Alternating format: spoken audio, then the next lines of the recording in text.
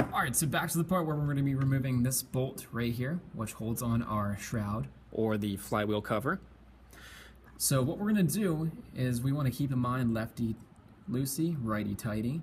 So when we're turning something to the right, we're making it tight. If we're turning it to the left, we're making it loose. Just keep that in mind. You don't want to force anything. So everything's all set up with a ratchet. And we got to make sure that this ratchet's going in the proper direction. So if you take the ratchet and hold the socket or extension itself and turn to the right, you should feel resistance, like this whole thing wants to spin. That means we're going to be in the loosening position. Or we can take the knob, flip it to the right. If we turn it the other direction, flip it over just like this, now it's tightening. So we want to loosen it up. So take the socket, put it over top, and we're going to start turning to the left. Hold on to your extension, and just start turning until you loosen everything up. Usually with most nuts and bolts, when you get to a point where it turns freely back and forth, you can take the ratchet off and use this kind of like a screwdriver and loosen it up until you got all of your nuts and bolts taken off just like this. Just make sure whatever you take off, you don't lose it. Usually I like to set it to the side just for like temporary time being, or it might even be a better idea to take it and put it inside of this container here. But don't lose it. We will need that in a few seconds here. All right, so I went through the process, loosened up all the bolts that hold the shroud on. Now I can pop this off, just like this. This next thing is going to be very, very important. All the nuts and bolts that we just took off, which will be these three right here, which we set aside. Remember, don't lose them. We're going to put back in their original location. So what I mean by that is basically wherever these nuts and bolts came from, we want to put them back in their original location and just partially thread them in by hand. Take the nut, put it back into its original hole, and turn it a few times.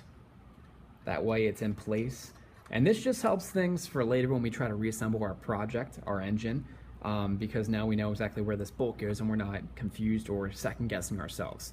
Whatever you do, don't take all the bolts off of your engine, throw them inside of the manila container, the cream color container, and just keep ripping things apart. If you do, you're gonna take the chance of not knowing where any of this stuff goes. So I got that bolt in. I'm gonna go to the other side of my engine, right here, put this one inside, thread it in with your fingers, and just rotate all around where these came from and put them back in place. Now this cream color container, I'm gonna put my shroud inside. That way I know it belongs to me and my engine group. That way it's not gonna get lost. So if you ever run into a situation where like a nut or a bolt is stuck behind another object and you can't easily reach it with like a socket or anything like that, as you can tell, like that's getting in the way. So we can't physically put anything in there. You're gonna be using a tool, which is called a crescent wrench. My crescent wrenches look just like this right here. They come in different sizes. Crescent wrenches are not inside of your toolbox. I keep them on my small gas engine carts in this red little toolbox in the very top. So you can see I have all kinds of crescent wrenches in there. When you're done, just make sure you put the crescent wrench back into my toolbox. So again, if you're not sure which size you want or that you need to use for like a crescent wrench or a socket, it's gonna be kind of like a guessing game. So this one, we're gonna try a couple different crescent wrenches that I have sitting right in front of me to see if we can get the correct size. Now the correct way to do this, you take the crescent part, like this open part right here, put it over top, and if it fits easily without sliding back or forth, then it's the correct size. So this one, as you can see, doesn't even fit, so it's too small. Let's try another one. This one, obviously way too big. It doesn't even touch on one side. And let's go to our last one that we have here. That's a perfect fit. So as you can see, it fits on both sides. It doesn't wiggle around at all when we move it. And if we try to turn this to the one side, it should loosen up our bolt just like this.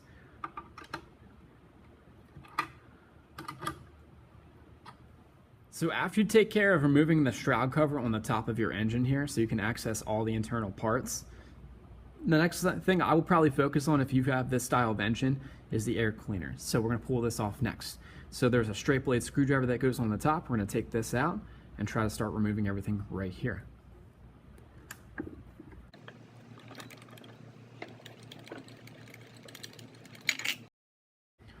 Any parts or pieces that you have left over like this is going to be our air cleaner if we open it up. there should be kind of like a foam piece inside that cleans the air before it accesses the engine. We're going to take stuff like this and we're going to be putting it over inside of our container so it doesn't get lost like that. Now back to our engine. We took out this long bolt. It'd be a great idea, and I highly suggest it, just like I said before, if you put it back in its original location and just thread it in with a couple turns of your fingers, just like that.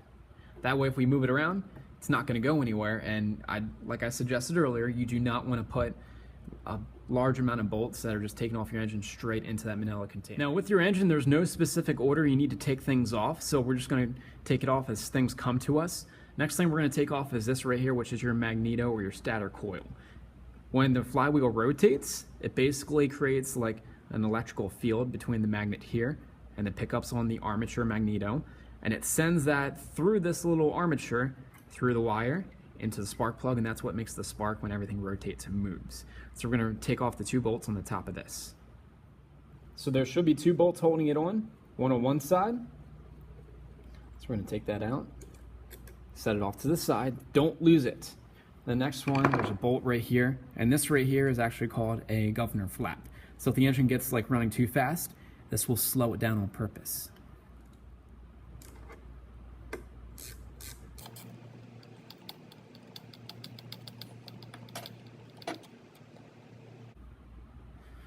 So once you get to the point where you can take this little flap off, your next step would be taking off your little armature. So we're going to put this off to the side. Remember, don't lose these screws that were left over.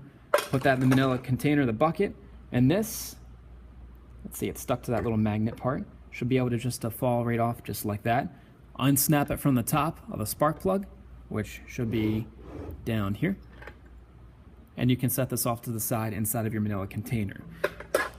Remember, any of your little nuts and bolts that are left over, take them and thread them in with your fingers to where they came from.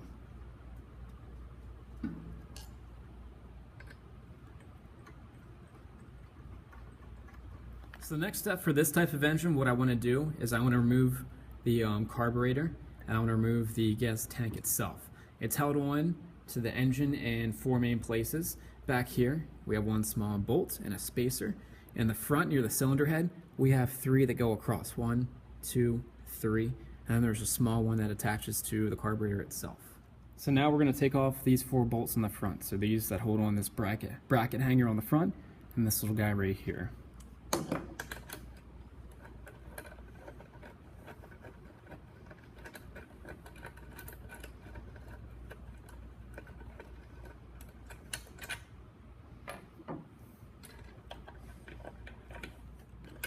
Almost done. Good. Now we got this bracket off. We're going to take it and we're going to slide it and put it right inside of our manila container. Now like I said before, guys, now this video is kind of tailored to this like style of engine. Yours might be slightly different. So, but the same principle applies to all of them. All the bolts that we took out and that are left over, we're going to take them, put them back into the original hole, thread it in with your fingers, just like this. That way we don't lose it. Then the next step, we'd focus on the gas tank, and then next would be the cylinder head.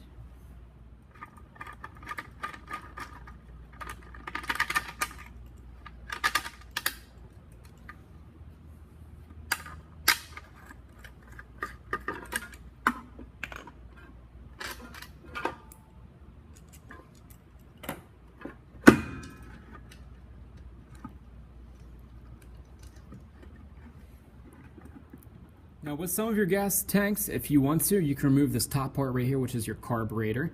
Now if you take a look at this, this is what we consider a downdraft carburetor because our air cleaner was at the very top. The air is going to travel straight down through, and then it's going to exit the side, and our fuel is going to be picked up from the bottom. If you would prefer to take this apart and take a look at the internals, you can. On this one specifically, there's a total of 4 little bolts that hold it on. There's one here, right there, and then 2 on the other side. Use a straight blade screwdriver, unscrew them. Once you get everything off, you can pop everything out, and then just make sure that you keep a count of where these are located. Put them back in their original holes, and you can reassemble this once you get it apart. Next thing for this engine, we'd be removing the small little cage, which some of yours might have it, some might not, and this is the flywheel itself, so we want to pull all this stuff off.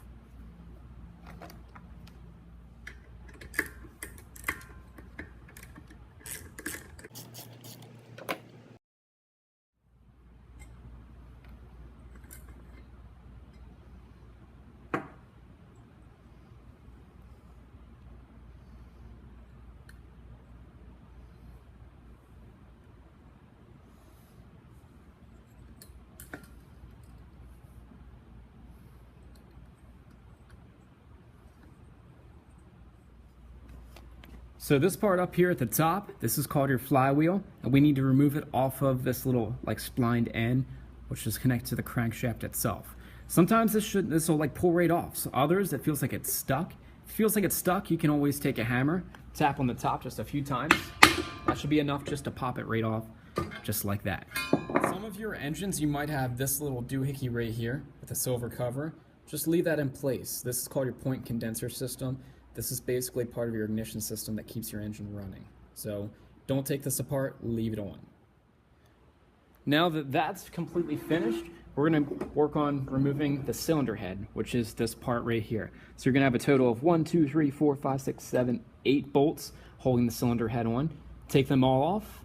Remember, save the bolts, and then once the cylinder head pops off, we're going to be putting the bolts back in their original location.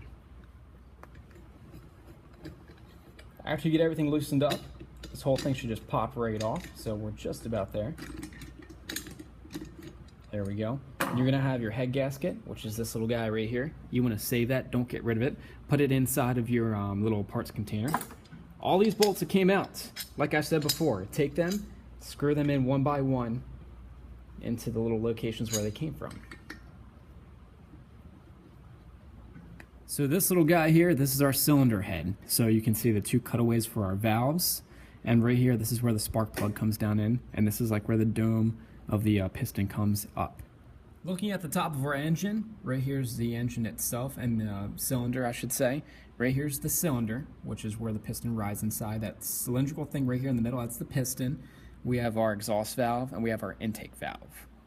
Next thing we're going to be focusing on is something called splitting the cases, which basically means that right here at this seam, you can see that goes the whole way around our engine. We're going to pull that apart, which is going to expose the internals of our engine itself. So to do that, usually on the side or the bottom of your engine, there's going to be all kinds of nuts and bolts. So we have one here, here, down here. There's one on the side and one right here. We're going to ignore this square-shaped one. That's actually your oil drain plug. Let that go. Don't touch it.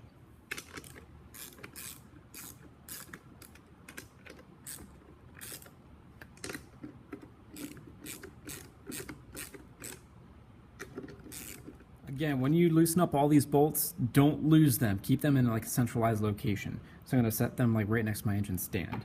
Pull all of them out. And once all of them are taken out, we can physically like split the cases and pull them apart. So let's split the cases. So for some of you, you'll be able to just pull this cover right off. For others, you might just have to give it a helping hand. So sometimes I like to very carefully put a screwdriver in here and just pry up a little bit and wiggle. And just like that, we got our case cover popped off like that.